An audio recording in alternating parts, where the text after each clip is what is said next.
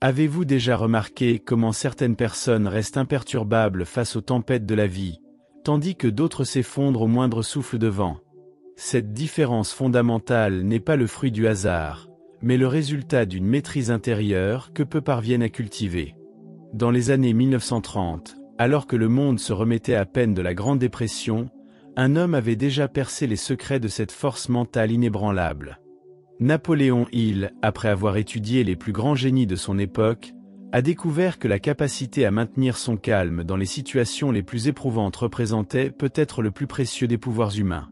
Imaginez pouvoir traverser chaque crise avec une clarté d'esprit inébranlable, prendre des décisions cruciales sans être paralysé par la peur, et transformer les obstacles en tremplin vers votre réussite.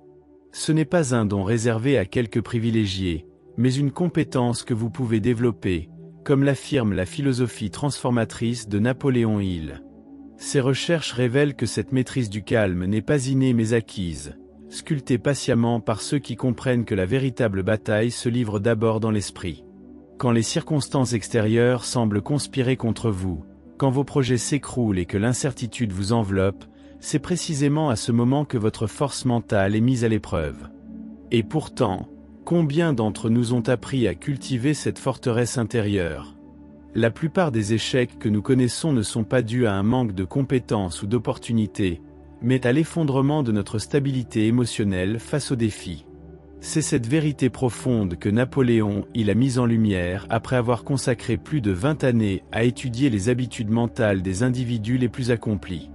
Aujourd'hui, nous plongerons au cœur de cet enseignement vital, peut-être le plus crucial de tous ceux que Napoléon Hill nous a légués. Car sans cette maîtrise du calme, tous les autres principes de réussite deviennent inaccessibles. Comme il l'a si justement observé, un esprit agité est comme un océan déchaîné, rien de beau ni de précieux ne peut s'y construire. Mais un esprit calme, même face à la tempête, devient le terreau fertile où germent les idées brillantes, les décisions éclairées et les réalisations extraordinaires. Préparez-vous à découvrir comment cultiver cette force intérieure inébranlable, comment rester ancré quand tout vacille autour de vous, et comment transformer cette maîtrise en un avantage décisif dans chaque domaine de votre vie. Car celui qui maîtrise le calme n'est pas seulement plus heureux, il devient véritablement invincible. La maîtrise du calme commence par une compréhension fondamentale que Napoléon Hill a répétée inlassablement à ses disciples. Nous sommes les architectes de nos états émotionnels, non leurs victimes. Cette vérité dérangeante bouleverse notre tendance naturelle à blâmer les circonstances extérieures pour nos troubles intérieurs. Quand nous accusons les autres, les événements ou même la chance de notre agitation, nous abandonnons notre pouvoir le plus précieux, celui de choisir notre réponse face aux stimuli de la vie. Ce principe peut sembler simple en théorie, mais sa mise en pratique exige une vigilance de chaque instant et une honnêteté implacable envers soi-même. Napoléon Hill a découvert, en étudiant des centaines d'hommes et de femmes d'exception, que cette capacité à maintenir son calme n'était pas un trait de personnalité inné, mais une discipline cultivée consciemment. Thomas Edison, l'un des sujets d'étude favoris de Hill, avait développé cette qualité à un degré remarquable. Lorsque son laboratoire principal, contenant des années de travail irremplaçables, fut détruit par un incendie dévastateur, sa réaction stupéfia les témoins. Au lieu de céder au désespoir, il appela calmement sa famille pour qu'ils viennent observer ce spectacle, déclarant que toutes leurs erreurs partaient en fumée, leur offrant l'opportunité de recommencer avec une ardoise vierge. Cette anecdote illustre parfaitement ce que signifie posséder un esprit fort qui ne vacille pas. La première étape vers cette maîtrise consiste à reconnaître que chaque émotion perturbatrice est précédée d'une pensée, et que cette pensée peut être identifiée, évaluée, et si nécessaire, remplacée. Nous ne sommes pas condamnés à subir passivement le flot de nos réactions émotionnelles, nous pouvons nous tenir à la source même de ce fleuve et en modifier le cours. Cette conscience vigilante représente le premier pilier d'un esprit inébranlable. Sans elle, nous restons prisonniers de schémas réactifs, ballottés comme des feuilles au vent par chaque contrariété que la vie place sur notre chemin.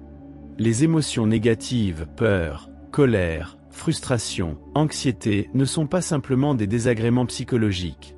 Elles constituent de véritables poisons pour notre capacité de réflexion. Napoléon Hill expliquait que ces états émotionnels perturbent littéralement notre fonctionnement cérébral, nous rendant temporairement moins intelligents, moins créatifs et moins aptes à percevoir les opportunités. C'est comme si un voile s'abattait sur notre esprit, obscurcissant notre jugement précisément au moment où nous en avons le plus besoin. Les décisions prises dans cet état d'agitation intérieure s'avèrent presque invariablement regrettables. Combien de carrières, de relations, d'investissements ont été sabotés par des choix effectués sous l'emprise d'émotions incontrôlées? La maîtrise du calme n'est pas synonyme d'indifférence ou de froideur émotionnelle. Napoléon, il distinguait clairement la sérénité intérieure de l'apathie. L'individu qui a développé cette compétence ressent profondément, peut-être même plus intensément que la moyenne, mais ne se laisse pas submerger par ses ressentis. Il maintient une séparation cruciale entre l'expérience émotionnelle et l'identification à celle-ci. En d'autres termes, il peut éprouver de la colère sans devenir la colère, ressentir de la peur sans être dominé par elle. Cette nuance fondamentale transforme notre relation aux émotions difficiles, les convertissant de maîtres tyranniques en messagers porteurs d'informations précieuses. Nos réactions automatiques face aux contrariétés se forment généralement très tôt dans notre développement, souvent avant même que nous ayons acquis la capacité de les évaluer consciemment. Ces habitudes émotionnelles, ancrées profondément dans notre psyché, opèrent en dehors du champ de notre attention jusqu'à ce que nous décidions délibérément de les examiner. Napoléon, il encourageait ses étudiants à entreprendre un véritable inventaire de leurs déclencheurs émotionnels, ces situations spécifiques qui provoquent systématiquement une perte de maîtrise. Cette auto-observation rigoureuse constitue le préalable indispensable à toute transformation durable de nos schémas réactifs. Le deuxième pilier de cette philosophie repose sur une pratique que Napoléon il considérait comme essentielle, l'autosuggestion positive et délibérée.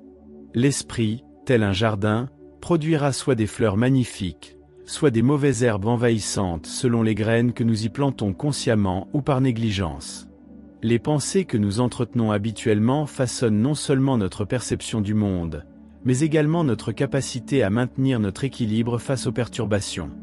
En répétant quotidiennement des affirmations soigneusement formulées qui renforcent notre détermination à rester calme sous pression, nous reprogrammons littéralement nos circuits neuronaux.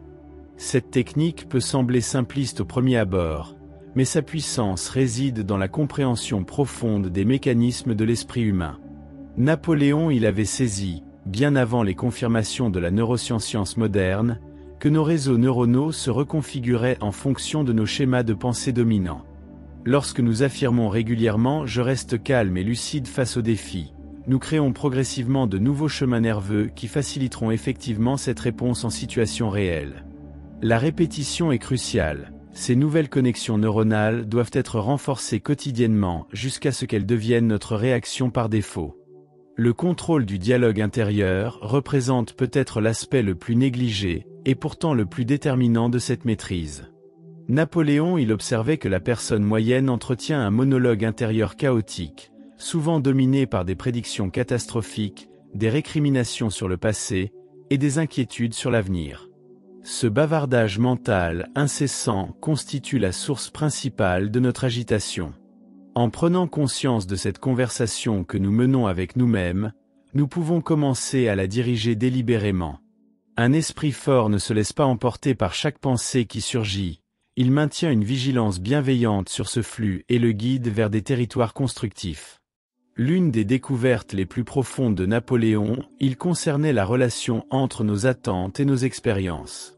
Il a formulé ce principe ainsi, ce à quoi l'esprit s'attend tend invariablement à se manifester. Lorsque nous anticipons perdre notre calme face à certaines situations, nous programmons littéralement cette réaction. Inversement, quand nous cultivons fermement l'attente de rester serein quelles que soient les circonstances, nous activons des ressources intérieures insoupçonnées. Cette prophétie autoréalisatrice opère continuellement dans nos vies, souvent à notre insu. En prenant conscience de ce mécanisme, nous pouvons l'utiliser délibérément pour renforcer notre résilience émotionnelle. La respiration consciente constitue un outil pratique immédiatement accessible que Napoléon il recommandait fréquemment. Il avait observé que les états émotionnels perturbateurs s'accompagnent invariablement d'une respiration superficielle et irrégulière, créant un cercle vicieux où l'agitation mentale et la tension physiologique se renforcent mutuellement.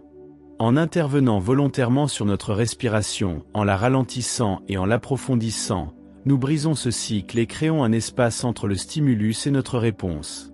Cette simple pratique, accessible en toutes circonstances, permet de restaurer un minimum de calme même au cœur des situations les plus éprouvantes. La visualisation créatrice représente une autre technique puissante préconisée par Napoléon Hill pour cultiver un esprit inébranlable. Il encourageait ses étudiants à consacrer quelques minutes chaque jour à s'imaginer vivement maintenant leur sérénité face à des situations habituellement déstabilisantes. En répétant mentalement ces scénarios de maîtrise, nous préparons notre système nerveux à reproduire ces réponses équilibrées lorsque les défis se présenteront réellement.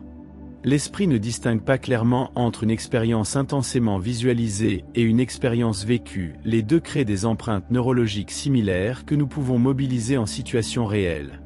L'environnement social exerce une influence déterminante sur notre capacité à maintenir notre calme intérieur. Napoléon, il insistait sur l'importance cruciale de s'entourer de personnes qui exemplifient cette qualité que nous cherchons à développer. Les émotions, comme il l'avait observé, sont extraordinairement contagieuses, nous absorbons inconsciemment les états d'esprit dominants dans notre entourage. Si nous passons la majorité de notre temps avec des individus facilement perturbés, qui réagissent excessivement aux moindres contrariétés, nous adopterons insidieusement ces mêmes tendances. Inversement, la fréquentation régulière de personnes équilibrées et résilientes renforce notre propre stabilité émotionnelle. La perspective temporelle joue un rôle fondamental dans notre capacité à maintenir notre calme. Napoléon, il avait remarqué que les personnes facilement déstabilisées souffraient généralement d'une vision temporelle étriquée.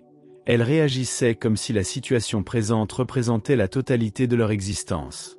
À l'inverse, ceux qui conservaient leur équilibre dans l'adversité possédaient ce qu'il appelait le don de la perspective élargie, la capacité à replacer l'événement perturbateur dans le contexte plus vaste de leur vie entière. Cette simple recalibration cognitive se demandait quelle importance aura cet incident dans 5 ans. Suffit souvent à désamorcer notre réactivité excessive. L'attachement rigide aux résultats spécifiques constitue l'une des principales sources d'agitation mentale. Napoléon, il avait observé que les individus les plus sereins maintenaient une relation particulière avec leurs objectifs, poursuivant leurs ambitions avec détermination, mais sans s'identifier compulsivement à un unique scénario de réussite.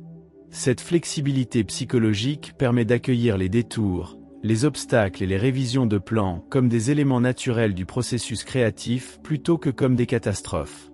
Comme l'eau qui contourne les rochers pour poursuivre son chemin vers l'océan, l'esprit résilient s'adapte aux circonstances sans abandonner sa direction fondamentale.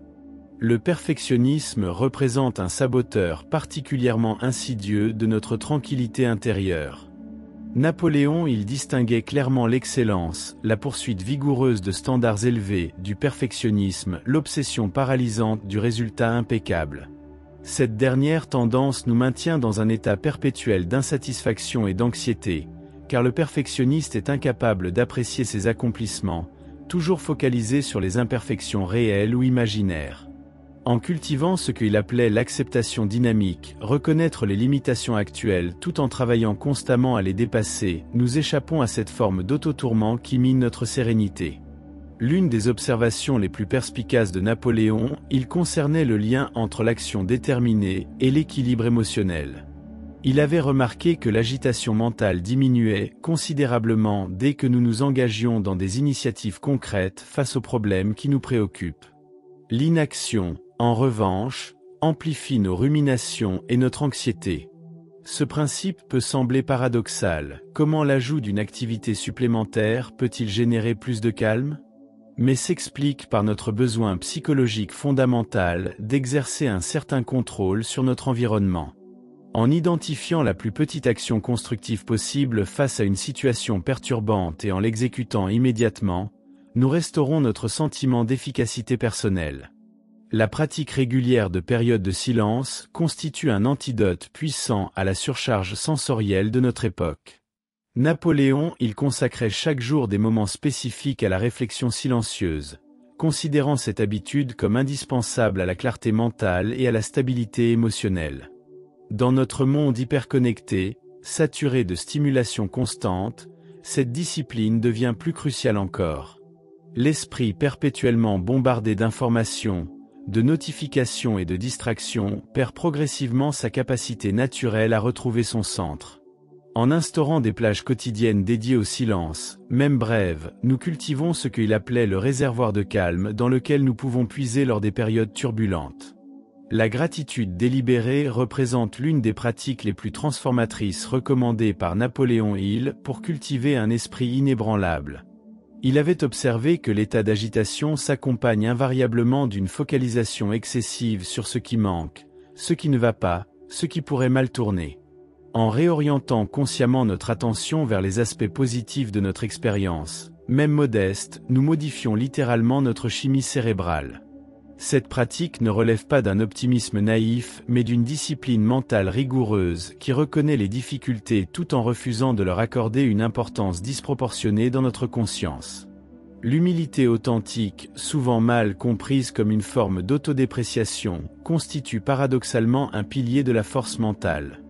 Napoléon Hill distinguait cette qualité de la fausse modestie, la définissant plutôt comme la reconnaissance lucide de nos limitations actuelles, couplée à une conscience de notre potentiel illimité.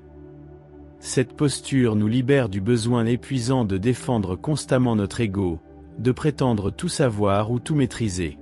L'individu véritablement humble accueille les critiques constructives comme des opportunités de croissance plutôt que comme des attaques personnelles, préserve son énergie pour l'essentiel, et maintient ainsi plus facilement sa sérénité face aux inévitables frictions interpersonnelles. L'adversité constitue le véritable laboratoire où se forge un esprit inébranlable. Napoléon Hill avait observé un phénomène fascinant chez les individus exceptionnels qu'il avait étudiés. Loin de simplement endurer les difficultés, il développait ce qu'il appelait l'art de transformer les obstacles en tremplin. Cette alchimie intérieure repose sur une conviction profonde. Chaque revers contient une opportunité équivalente ou supérieure. Cette perspective ne relève pas d'un optimisme naïf, mais d'une compréhension sophistiquée des dynamiques de croissance personnelle. Comme le diamant qui ne peut être formé qu'à travers une pression extrême, certaines qualités humaines ne s'épanouissent qu'au contact de l'adversité. Le pouvoir de la décision ferme constitue un autre pilier fondamental de cette philosophie.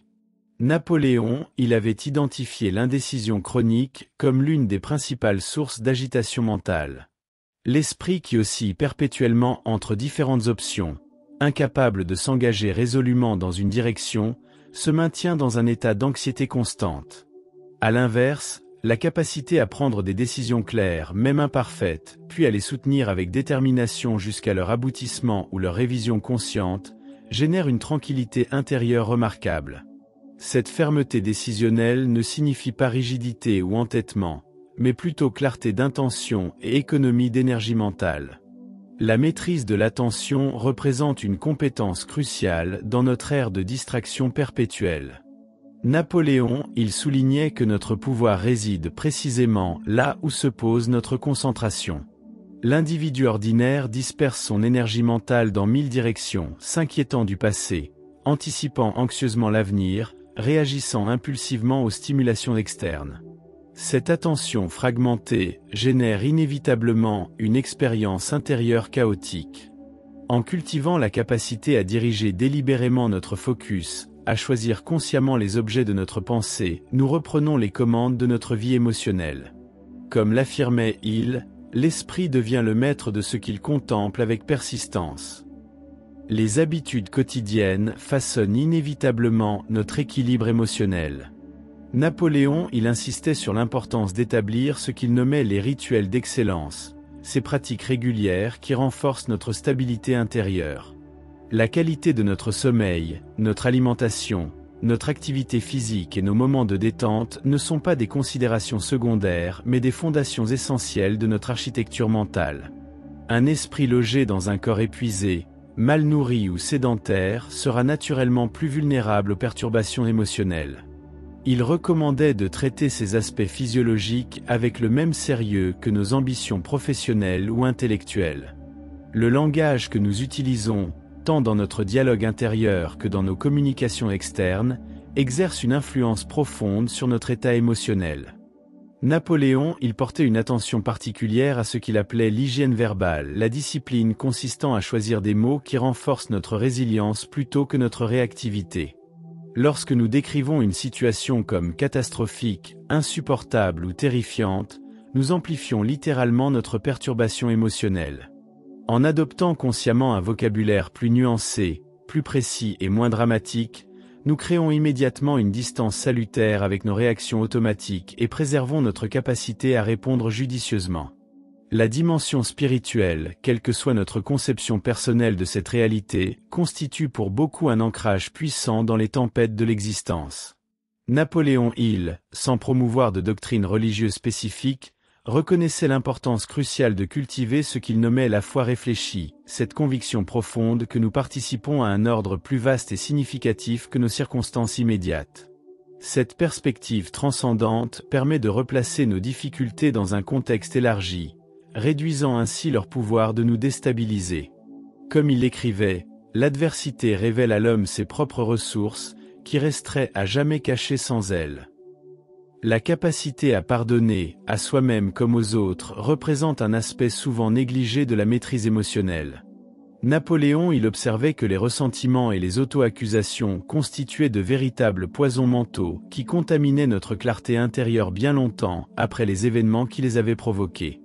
Le pardon authentique, loin d'être une forme de faiblesse ou de complaisance, constitue un acte de libération personnelle. Il ne s'agit pas d'approuver ou de minimiser les comportements nuisibles, mais de refuser de leur accorder le pouvoir de définir notre état intérieur. Cette pratique exigeante requiert souvent un travail conscient et répété, mais ses bénéfices pour notre sérénité sont inestimables.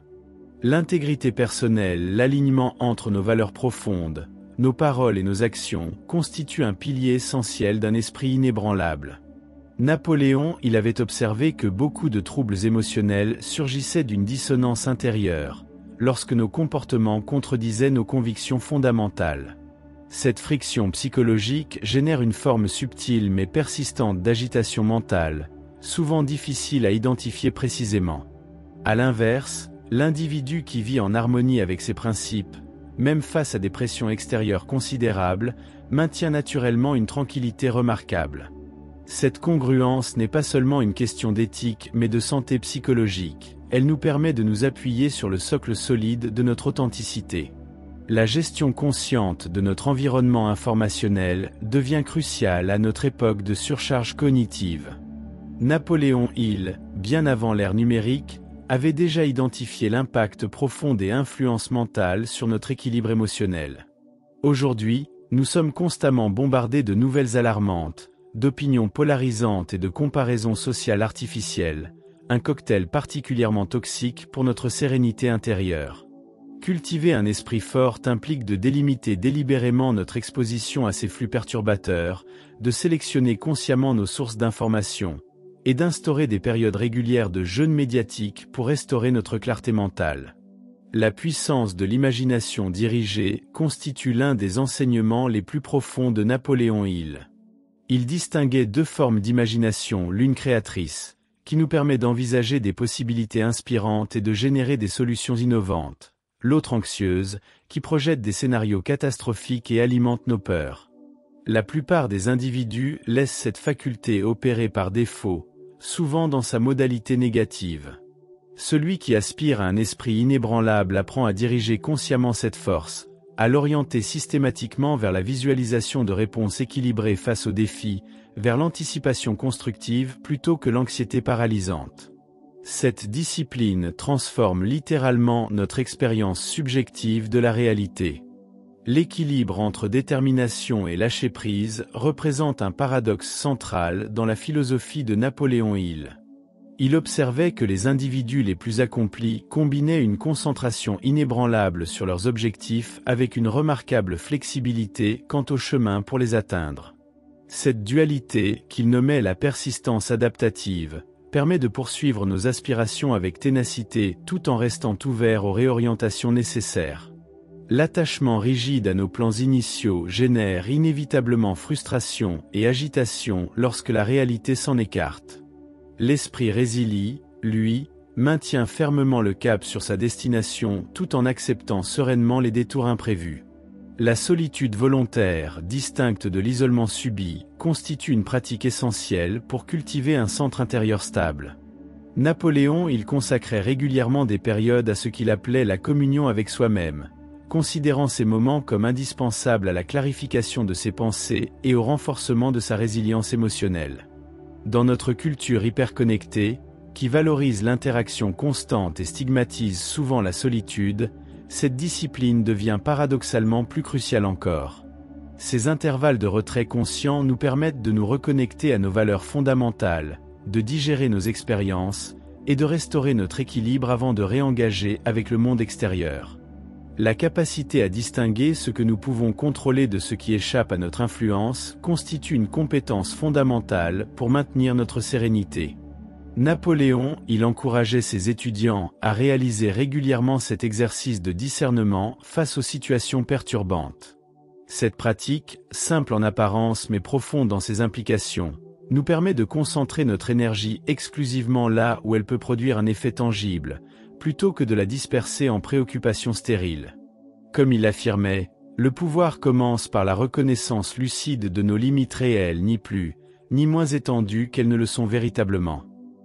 L'humour bienveillant particulièrement envers soi-même représente un antidote puissant à la rigidité mentale qui accompagne souvent l'agitation émotionnelle. Napoléon il avait observé que les personnalités les plus résilientes conservaient cette capacité à percevoir la dimension parfois absurde des situations difficiles, à rire doucement de leurs propres réactions excessives. Cette légèreté ne trivialise pas les défis réels mais les recontextualise, créant un espace psychologique qui nous permet de répondre avec plus de souplesse et de créativité. Comme le notait il, le rire est à l'esprit ce que l'oxygène est au corps, un élément vital dont la privation prolongée conduit à l'asphyxie. L'acceptation authentique, distincte de la résignation passive, constitue paradoxalement un préalable à toute transformation effective. Napoléon il observait que beaucoup d'individus gaspillaient une énergie considérable à résister émotionnellement à des réalités qu'ils ne pouvaient immédiatement modifier. Cette lutte intérieure contre ce qui est déjà génère une friction psychologique intense qui épuise nos ressources et obscurcit notre jugement.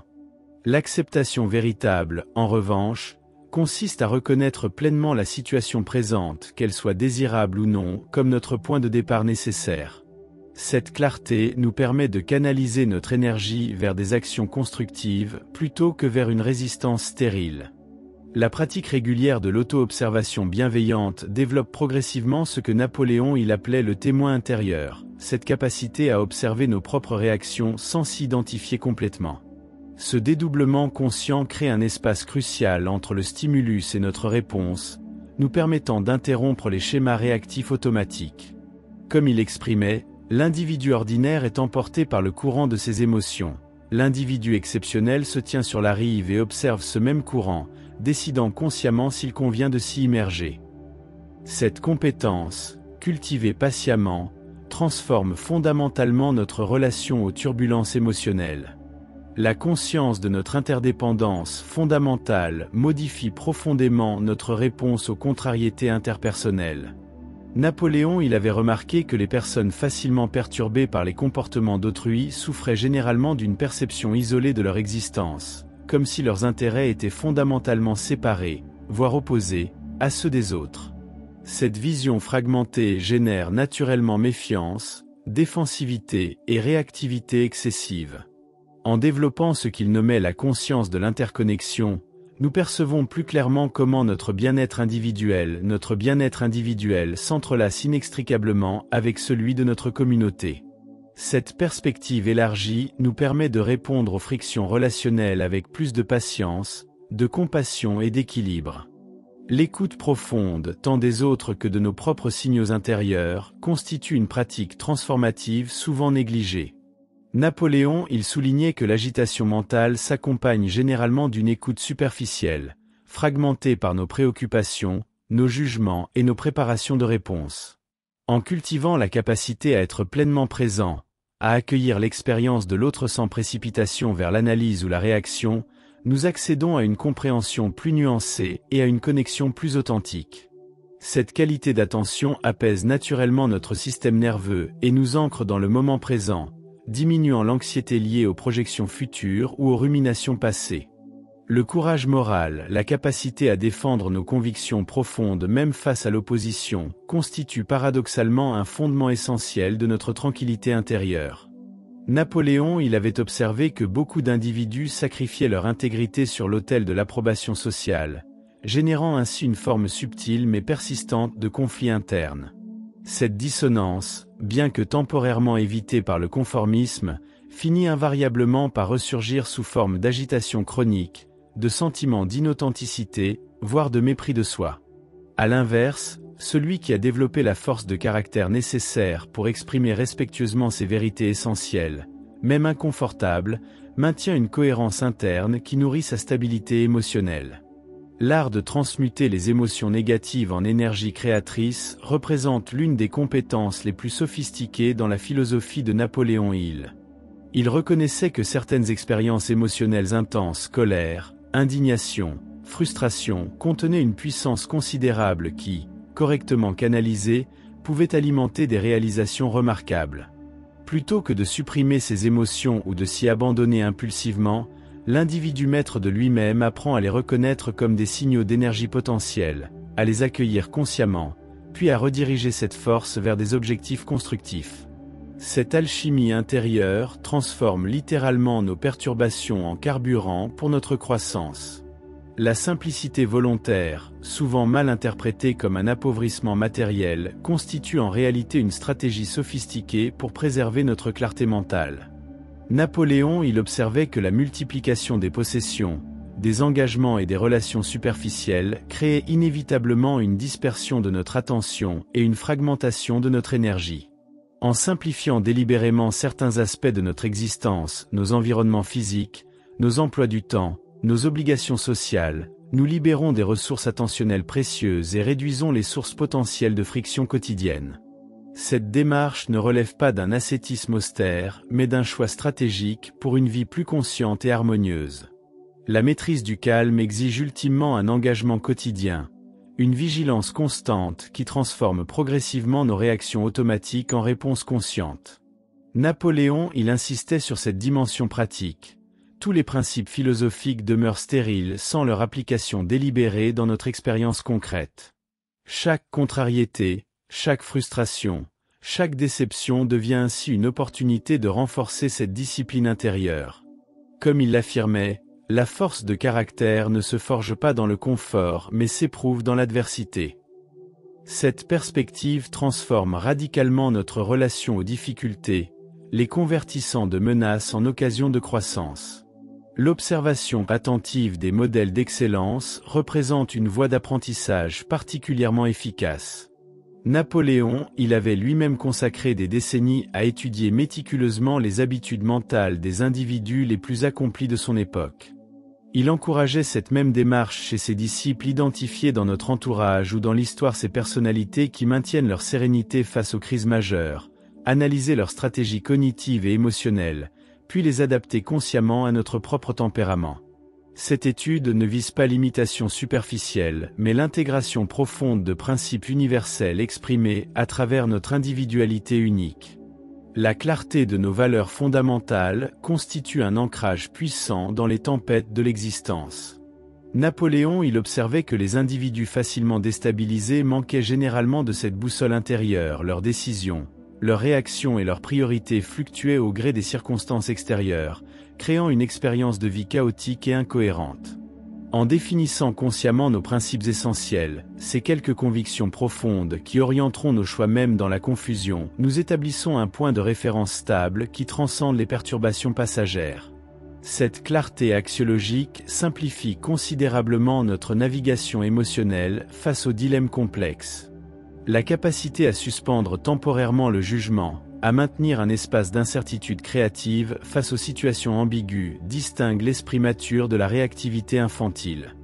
Napoléon avait remarqué que l'impulsion à catégoriser immédiatement chaque expérience comme positive ou négative, comme menace ou opportunité, nous privait souvent de compréhension plus nuancée et de possibilités inattendues. Cette tolérance à l'ambiguïté, cette patience cognitive qui résiste à la conclusion prématurée, représente une sophistication mentale particulièrement précieuse dans notre monde complexe et rapidement changeant. Comme l'exprimait Hill, la sagesse commence par la capacité à dire sincèrement « je ne sais pas encore ». La conscience de notre finitude temporelle, loin d'être morbide, peut paradoxalement nous libérer de nombreuses agitations superflues. Napoléon il encourageait régulièrement cette réflexion sur la perspective ultime, cet exercice consistant à évaluer l'importance réelle de nos préoccupations actuelles à l'échelle d'une vie entière. Cette contemplation révèle immédiatement la trivialité de nombreuses contrariétés qui consomment quotidiennement notre énergie émotionnelle. En maintenant cette conscience élargie de notre brève existence, nous distinguons naturellement l'essentiel de l'accessoire et préservons notre sérénité face aux inévitables frictions du quotidien. La responsabilité totale pour notre expérience intérieure peut être le principe le plus exigeant mais aussi le plus libérateur de cette philosophie, constitue la pierre angulaire d'un esprit inébranlable. Napoléon il affirmait catégoriquement « Personne ne peut vous perturber émotionnellement sans votre consentement implicite ». Cette vérité dérangeante nous prive de l'option confortable de blâmer les circonstances extérieures pour notre agitation, mais nous restitue simultanément notre pouvoir fondamental, celui de choisir notre réponse face à toute situation.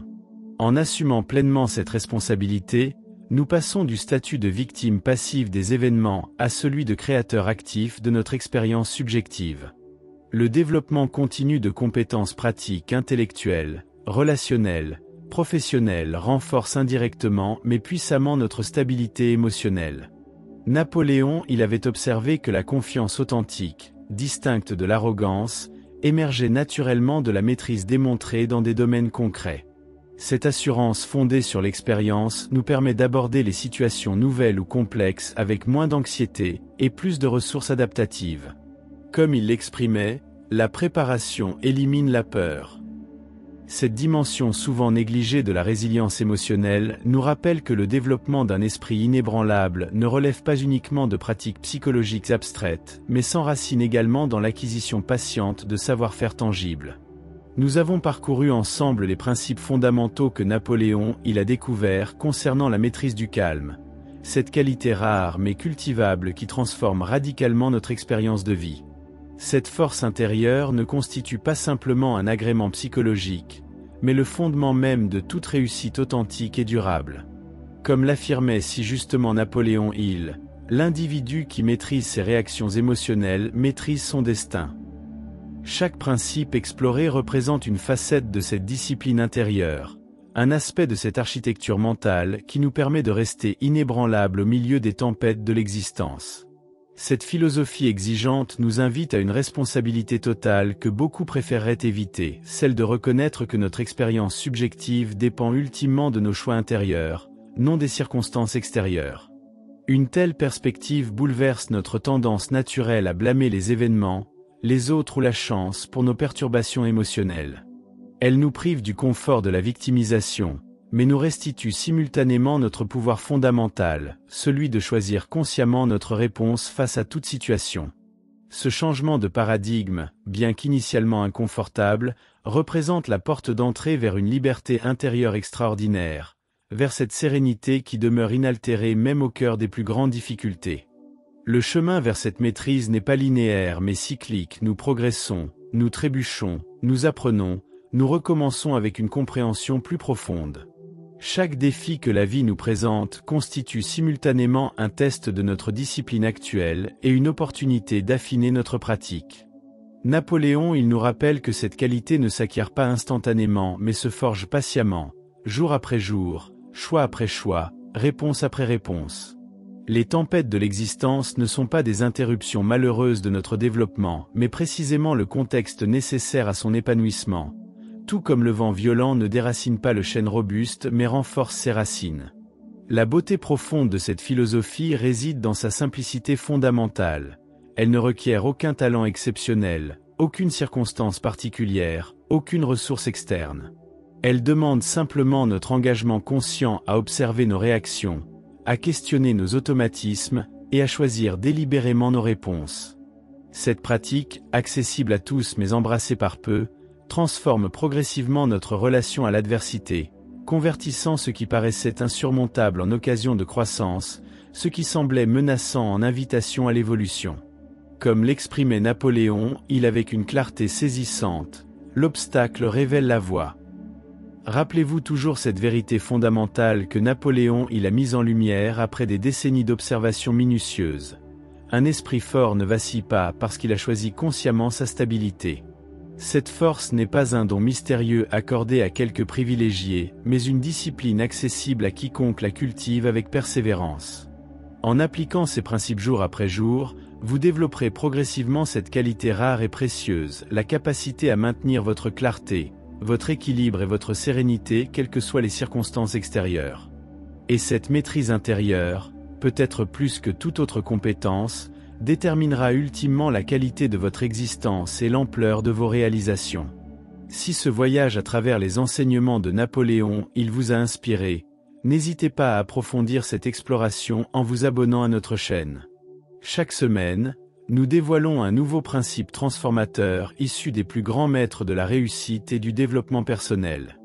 Partagez également cette vidéo avec ceux qui pourraient bénéficier de ces enseignements intemporels sur la maîtrise de soi. N'oubliez pas de laisser un commentaire pour partager votre expérience personnelle avec ces principes. Votre témoignage pourrait être précisément l'inspiration dont quelqu'un d'autre a besoin aujourd'hui. Ensemble, cultivons cette force intérieure qui transforme non seulement nos vies individuelles, mais rayonne également sur notre entourage.